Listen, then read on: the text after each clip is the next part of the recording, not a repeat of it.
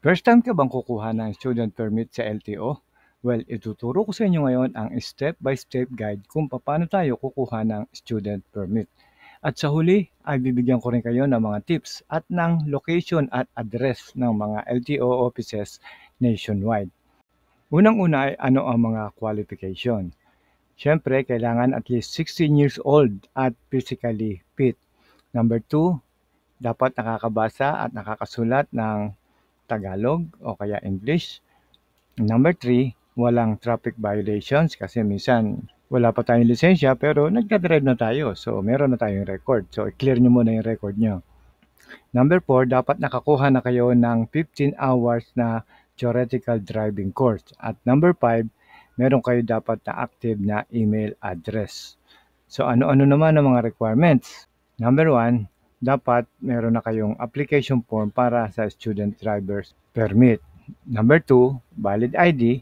Number 3, medical certificate na dapat ay accredited ng medical clinic o accredited ng LTO. And then lastly, certificate of completion. Yan yung 15-hour na theoretical driving course o yung TDC. So, saan tayo kukuha ng application form? Meron tayong dalawang paraan.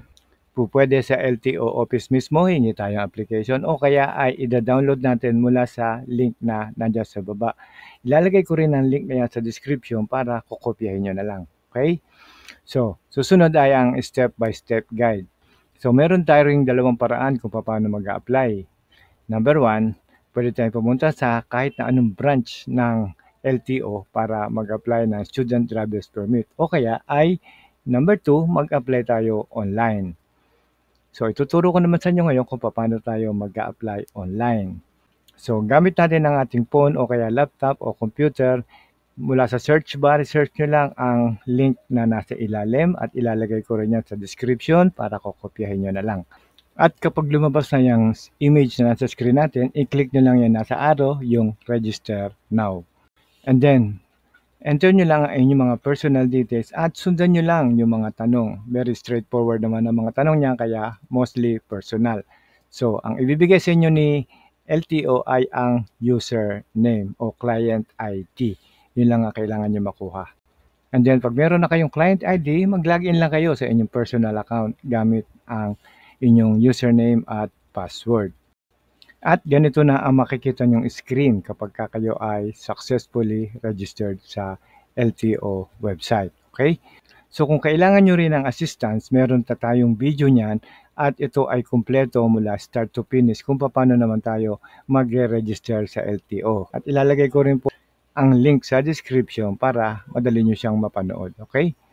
So, how to apply for student permit online? Paano na tayo mag-a-apply? At ina-assume natin dito na meron na kayong online account sa LTO portal. No, kung hindi nyo pa napapanood, meron tayong video, panoorin nyo. Okay? So, nandito na tayo sa screen na to, yung welcome sa website ng LTO. And then nakikita nyo yung may arrow, yung licensing. So, i-click lang natin yung licensing. And then, unang-una nyo makikita ay ang reminder na yan. Please complete all the fields with red marks. So, kailangan yung may pulang mark, kailangan kumpletohin at sagutan. Okay? So, any incorrect information or misrepresentation entered in your profile may result in delay. Okay? So, magkakaroon tayo ng problema, kaya siguraduhin nyo na tama yung inyong isasagot. And then, sa personal details, makikita nyo na yan na yung susunod na screen. So, sa ilalim niyan, scroll down nyo lang, ito na yung nasa screen natin. Okay? So, click nyo lang yung apply changes sa ilalim. And then reminder ulit, please complete all the fields with red mark.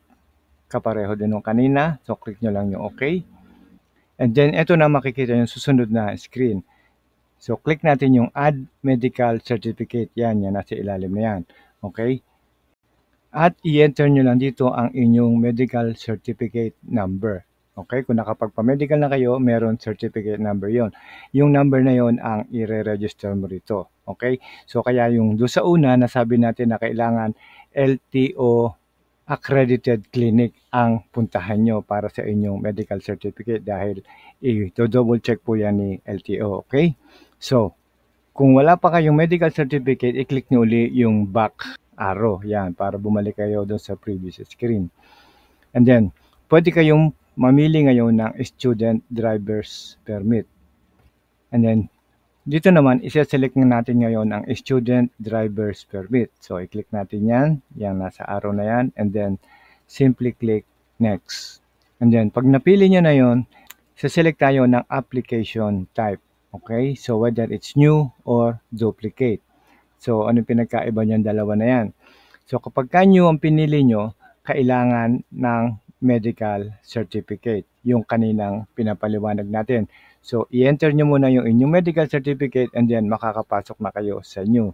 Otherwise, hindi kayo makaka-enter dyan. So, duplicate naman. Pagdating naman sa duplicate, ang ibig sabihin nito ay nakapag-apply na kayo dati at mag-a-apply uli kayo ngayon.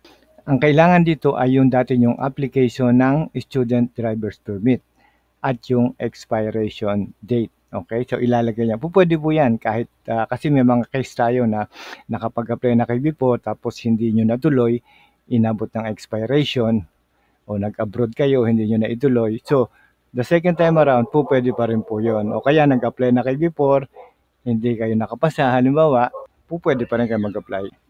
So, what to do next na?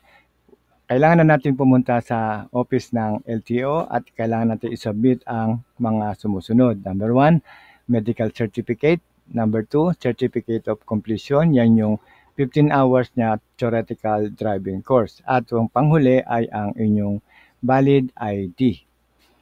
Ito na yung special tip natin. So natawag na kayo, nandun na kayo sa office ng LTO at nag-iintay na kayo sa inyong number para tawagin. And then, meron doon sa loob ng LTO ang tinatawag nila na Driver's Road Safety Pledge na nakapost doon sa room. Basahin nyo lang yon at kung maaari, makakabisa nyo para kasi minsan tinatanong po yan kung ano yung mga road safety pledge. Okay? So, take note lang. Ang mga offices naman sa Metro Manila, so nandiyan po yung location, saka address, saka telephone number, at yung kanilang email address kung sakaling kakailangan ninyo ang kanilang assistance. So meron tayo sa Caloocan, sa La Loma, Malabon, sa Cubao, sa Las Piñas, Mandaluyong, Diliman, Makati, at Manila East. Meron pa rin tayo sa Marikina, Manila North District, Navotas, Muntinlupa, Manila South District, Parañaque, NCR West, Manila West District, at Pasay City. Para sa iba pang listahan ng mga regions, i-click nyo lang yan, link na yan, yun nasa ilalim. At ilalagay ko rin yan, link na yan sa description kung sakaling kayo ay hindi taga Metro Manila at sa ibang region. So, ang gagawin nyo lang, i-click nyo lang yan and then hanapin nyo yung location nyo, yung region nyo, and then makikita nyo na yung specific na address ng LTO. Okay? O kaya halimbawa, bagong lipat kayo sa isang lugar, hindi nyo alam kung nasan yung LTO, importante ito sa inyo. Okay? So, hanggang dito na lang at maraming salamat po muli sa panonood. Sana may naitulong uli kami sa inyo. Huwag nyo lang pong kakalimutan na mag-like, subscribe, at hit nyo na rin ang bell. Kasi share po namin yan. Mula po sa Promag TV, maraming salamat po muli at God bless.